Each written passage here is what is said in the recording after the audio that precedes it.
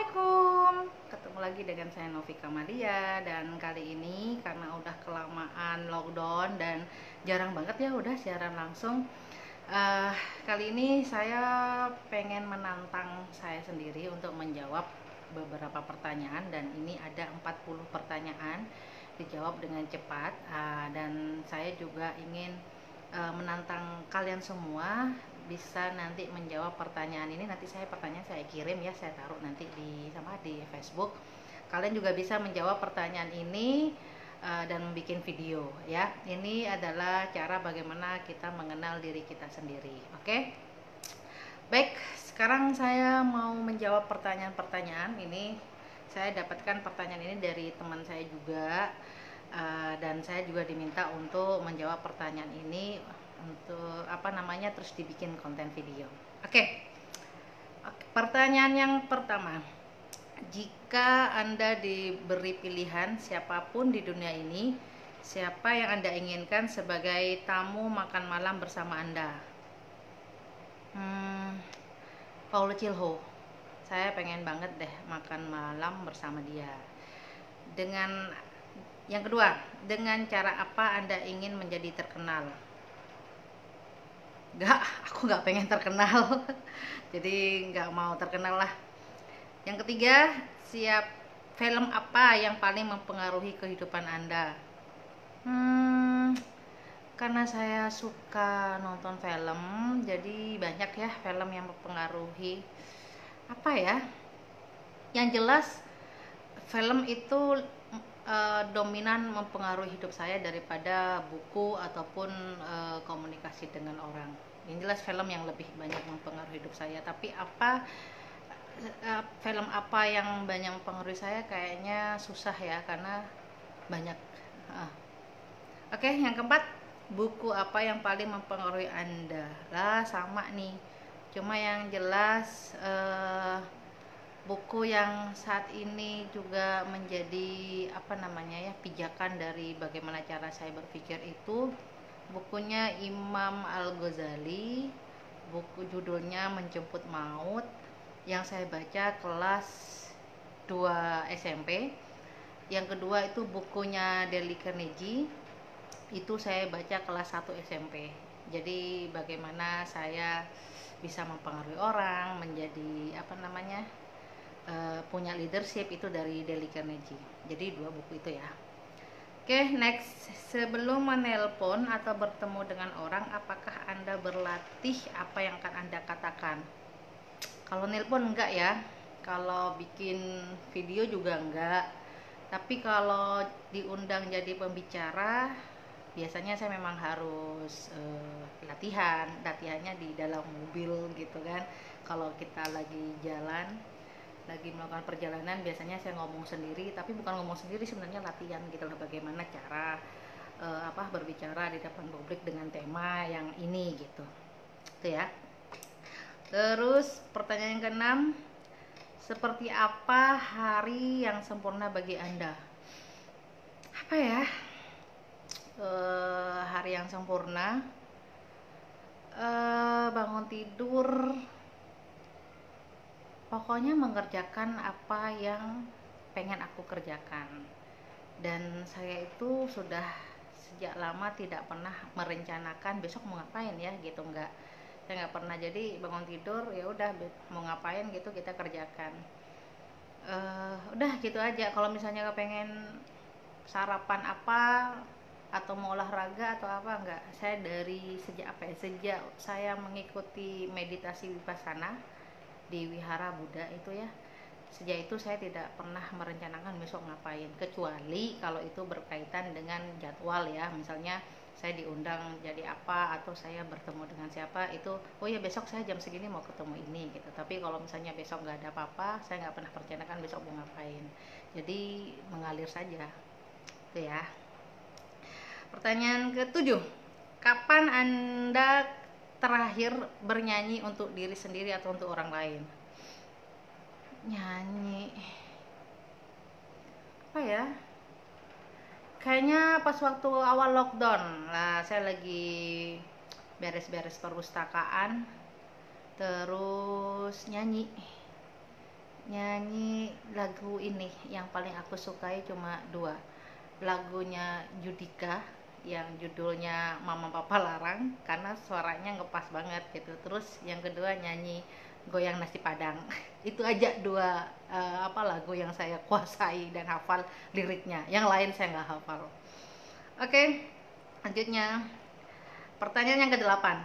Jika Anda mampu hidup sampai usia 90 dengan pilihan mempertahankan pikiran ataukah tubuh seusia 30 tahun? Hah?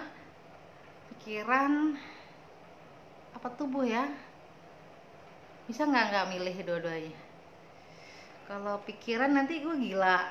Kalau tubuh nanti aku sakit-sakitan dan nyusahin orang. Aku nggak mau milih ya.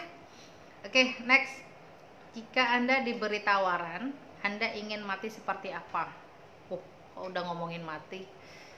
Pokoknya mati yang nggak ngerepotin orang, itu aja lah. Jika kamu terlahir kembali, kamu mau jadi apa atau siapa? Mau jadi apa? Jadi barang ya? Barang atau siapa? Apa ya? Pengen apa ya? Pengen jadi barang atau siapa? Pengen jadi HP karena selalu dicari-cari sama orang. Kalau keluar rumah terus ketinggalan HP kayaknya hidup itu jadi panik. Jadi aku pengen terlahir jadi HP. Oke, next. Pertanyaan ke-11. Kapan terakhir menjadi jomblo? Pas mau puasa kemarin.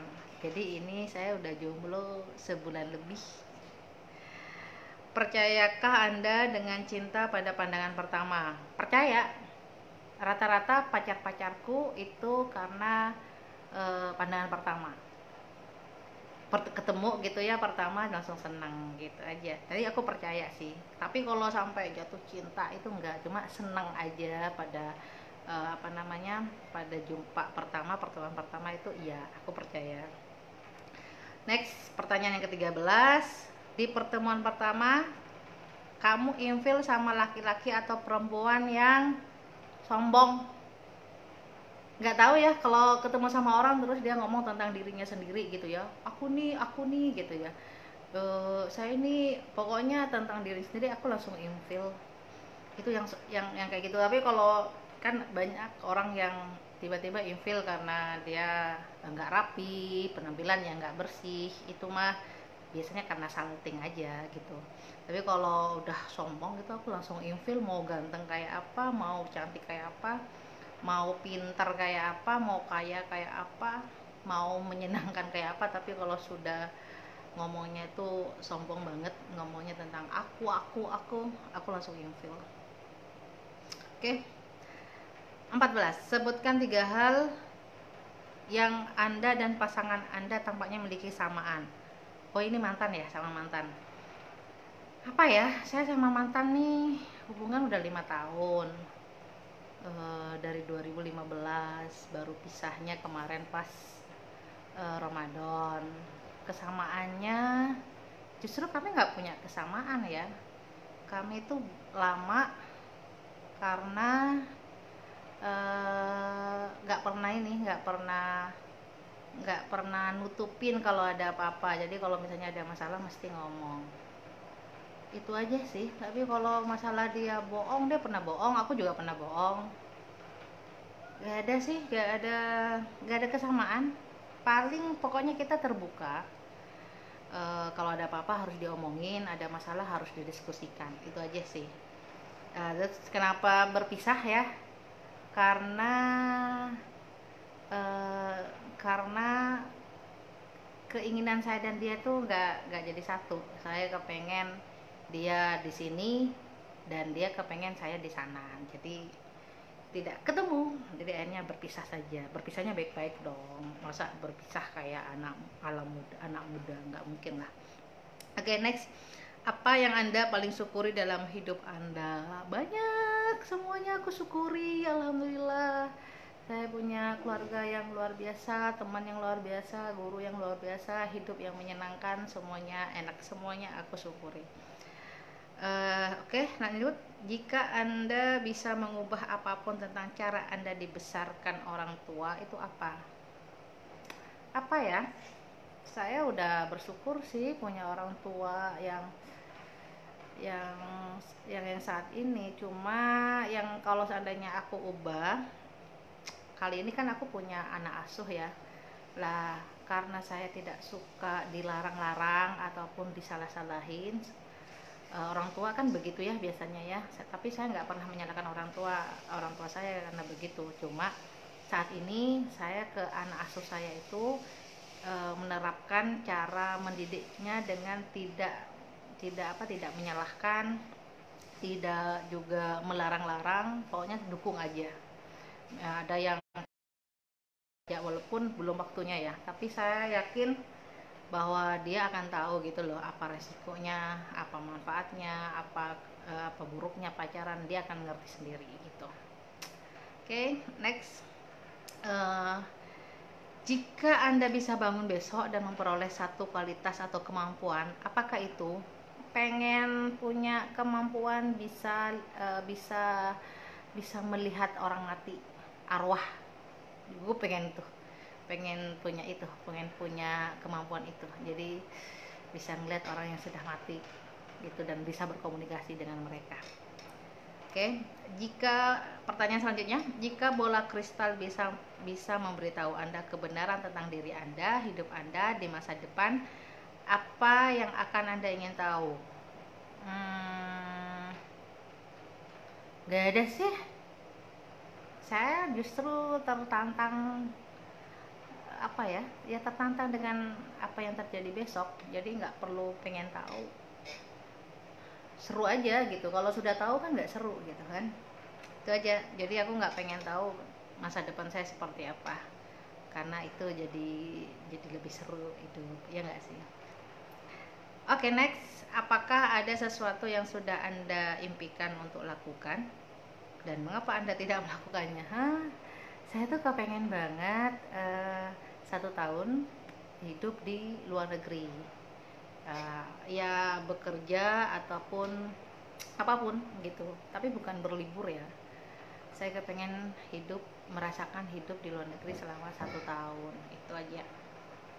Kenapa belum melakukannya? Belum ada waktunya gitu, karena kan 1 tahun ini kan lumayan gitu kan persiapannya.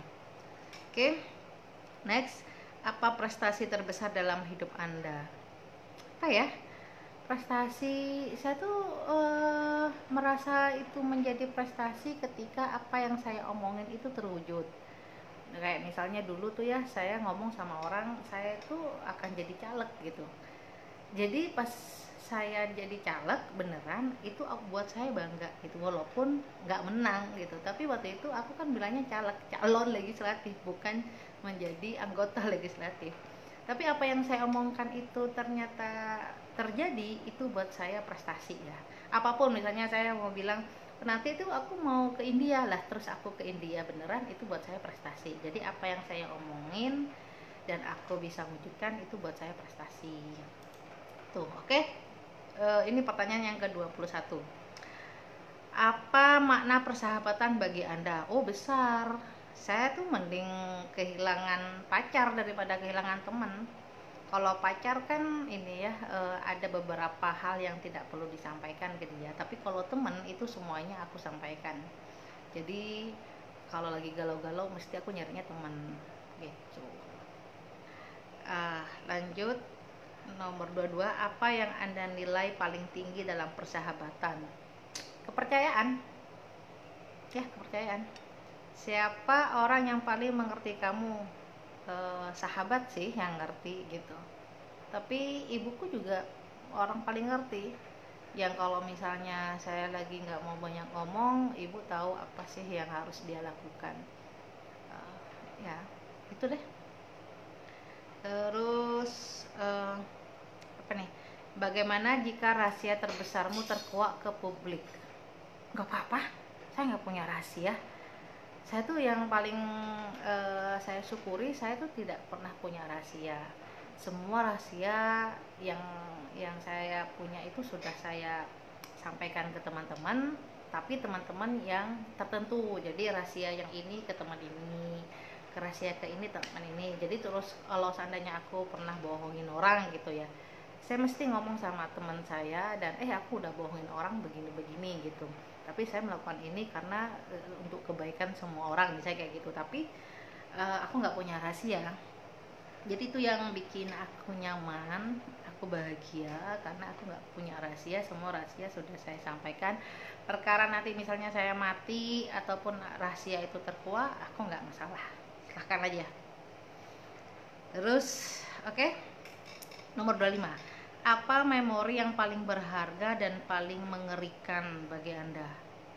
Memori, ingatan ya, ingatan yang membahagiakan itu ketika apa ya, yang paling mengerikan, memori paling mengerikan nggak ada sih. Saya nggak ada trauma-trauma ataupun yang membahagiakan. Apa ya, memori, kenangan, kalau kenangan semuanya membahagiakan buat saya karena mesti memberikan hikmah ya, mau mengerikan atau tidak, tapi yang saya cari adalah hikmahnya sehingga kita bisa belajar apa tuh dari yang sudah terjadi.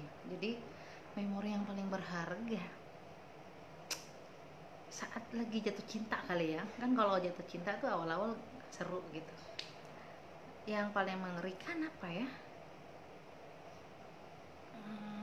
nggak ada deh, nggak ada, seingat saya nggak ada.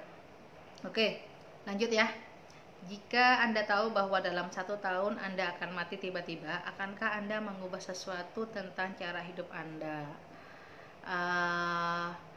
Kalau cara hidup enggak, mungkin ya biasa aja. Tapi kalau seandainya saya tahu bahwa 1 tahun ke depan ini saya akan mati, mungkin saya akan bikin buku ya tentang saya ataupun tentang apa yang saya tuh pengen banget bikin novel, tapi nggak jadi nih, karena novel itu kan harus prosesnya, persiapannya panjang gitu. Tapi yang jelas kalau misalnya 1 tahun lagi saya mati, saya akan bikin buku, itu aja.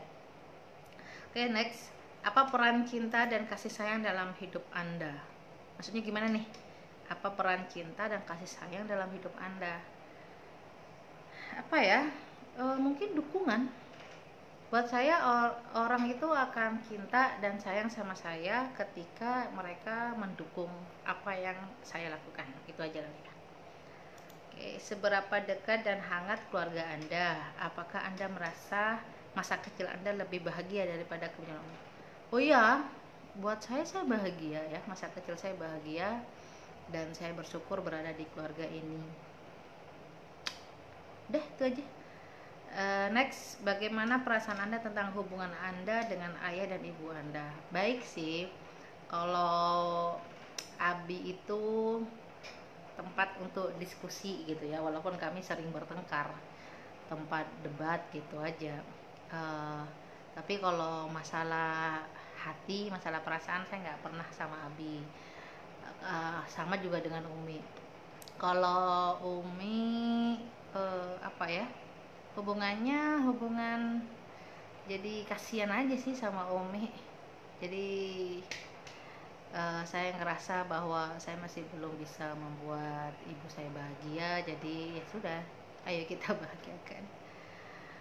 Lanjutlah, dari semua orang keluarga Anda, siapa yang kematiannya akan paling mengganggu Anda dan mengapa? Ya ibu saya tuh paling takut ya kehilangan ibu saya. Padahal kita tuh sering tengkar, sering gak pernah satu pendapat, mesti berbeda. Tapi ibu itu selalu mendukung apa yang saya inginkan, sehingga saya itu punya ketergantungan hati sama dia. Apa ya istilahnya, kalau misalnya beliau nggak ada itu mungkin akan jauh lebih down dibandingkan ketika saya kehilangan ayah saya itu. Mungkin karena deket ya, bukan hanya deket ya, karena ibu saya mendukung. Kalau ayah saya kan suka melarang-larang ya, nggak boleh begini, nggak boleh gitu. Jadi pas ayah meninggal, aku melakukan apa yang dulunya ayah larang. Tapi kalau ibu, karena ibu tuh selalu dukung deh, saya mau apa saya didukung. Jadinya ya saya kehilangan orang yang mendukung saya kalau ibu nggak ada, dan juga kehilangan orang yang selalu mendoakan saya. gitu. Jadi ibu yang paling mengganggu saya. Oke, next, lengkapi kalimat ini. Aku berharap bersama pasangan yang laki tapi feminim, atau secara simbolik itu yang punya tato tapi pintar masak. Paham kan? Laki tapi feminim, karena aku perempuan tapi maskulin. Nah, saya berharap dapat pasangan yang kayak begitu. Oke, lanjut. Kapan Anda terakhir menangis di depan orang lain atau sendiri? Menangis, kalau menangis karena nonton drama Korea mungkin sering, tapi kalau menangis untuk diri saya sendiri atau orang lain, kapan ya? Oh, mungkin waktu kehilangan Kak Fauzan. Kan walaupun walaupun hubungan kita nggak begitu deket-deket amat, tapi saya merasa kehilangannya karena terlalu cepet gitu loh, dan nggak disangka akan kehilangan dia begitu cepat. Itu yang bikin aku nangis gitu. Oke, lanjut.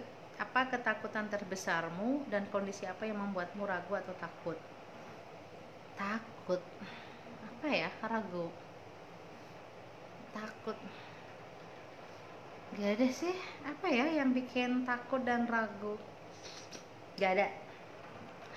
Oke, next. Jika rumah Anda yang berisi semua yang Anda miliki terbakar, setelah menyelamatkan orang yang kamu cintai dan hewan peliharaan, Anda memiliki waktu untuk menyelamatkan satu barang. Apakah itu?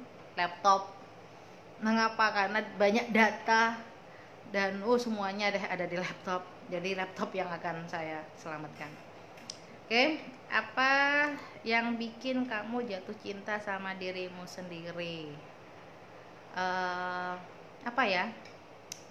Karena saya bisa melakukan apa yang ingin saya lakukan. Jadi dulu itu tengkar sama Abi, sama ayah itu ya karena saya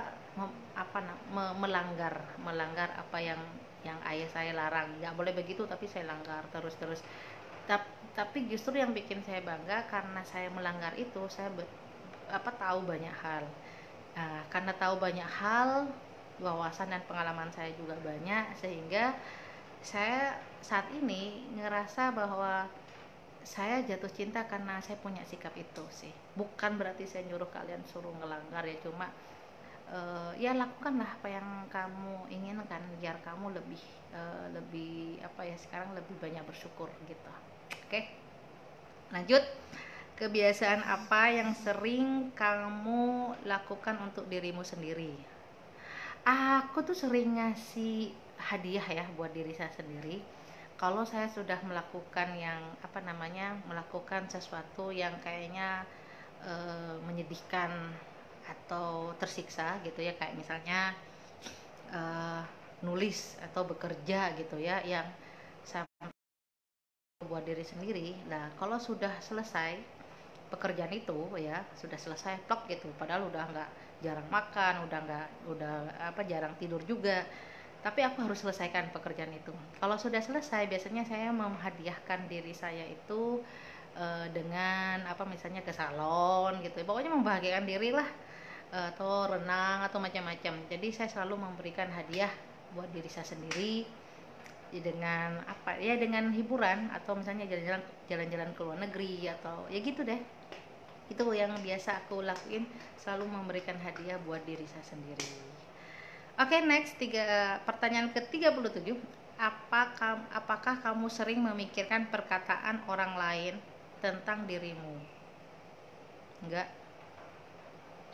Perasaan saya juga gak pernah mendengar hal buruk tentang saya yang orang lain pikirkan, yang orang lain katakan deh. Gak ada deh kayaknya. Kalau dulu iya ya, mungkin dulu orang nanyain ya apa ya, enggak sih, nggak pernah saya mikirin, nggak. Dan saya ngelihat orang-orang tuh nggak ada yang benci deh sama saya, atau jangan-jangan sayanya yang nggak peduli ya sama mereka.